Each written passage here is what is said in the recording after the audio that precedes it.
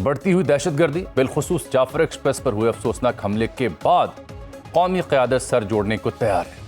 APC का ऐलान तो नहीं हुआ, अलबत्ता जो पार्लिमान की कौमी सलामती कमेटी है उसकी कल इंतहाई अहम बैठक होने जा रही है, जिसमें अस्करी और सियासी क़यादत मिल बैठेगी। तमाम जमातों की जो पार्लिमानी नुमाइंदगी है उसको यकीनी बनाया जाएगा। तो कल का दिन है अहम, क्योंकि इस मुद्दे पर गौर करना है कि दहशतगर्दी से निमटना कैसे। मेरे पास दो खबरें, एक तो कानून साजी के जरिए जो दहशतगर्दों का ट्रायल है उसको स्पीडी करने की तजवीज़ ऑन टेबल आएगी, उस पर कंसेंसस या कोई फैसला होने का इम्कान।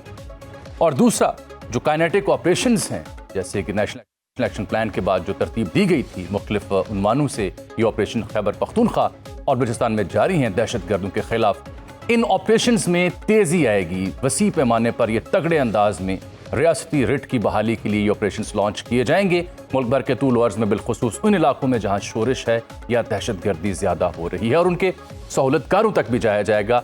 यही नहीं बल्कि जो अफगानिस्तान से हमें शिकायत हैं वहां भी पहुंचा जाएगा। तो ये मेरी इत्तला है कल होने वाले इजलास में जो 2 से 3 अहम नुक्ते हैं जिन पर कंसेंसस हो सकता है, कानून साजी भी हो सकती है ट्रायल के लिए जो दहशतगर्दों का किया जाना चाहिए। क्योंकि एक नुक्ता सबसे अहम रहा, अभी हालिया दिनों जो आपने प्रेस कॉन्फ्रेंस देखी CM बलूचिस्तान बुगटी साहब की और तर्जुमान पाक फौज की, उसमें बताया गया कि 0.5% प्रोसिक्यूशन रेट है।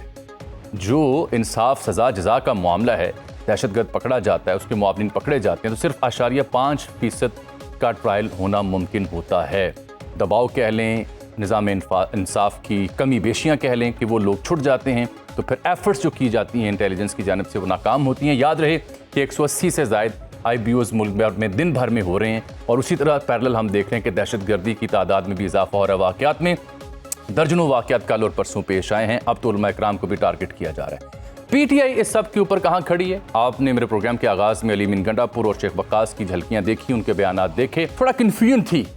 अब मेरे पास एक और ख़बर है, वो ख़बर यह है कि इमरान खान साहब से बहरहाल किसी तौर रब्ता हुआ और उनकी कॉन्सेंट के बाद अब PTI पार्लिमानी कमेटी का जो ये सलामती कमेटी का इजलास है उसमें शरीक होने जा रही है। गो के with in PTI ranks and files ये ओपिनियन थी कि जब तक इमरान खान साहब से मुलाकात ना हो पाए तब तक हम ऐसे इजलास में शरीक नहीं हो सकते। लेकिन बहरहाल ये इंतहाई जिम्मेदारी का मुजाहरा किया।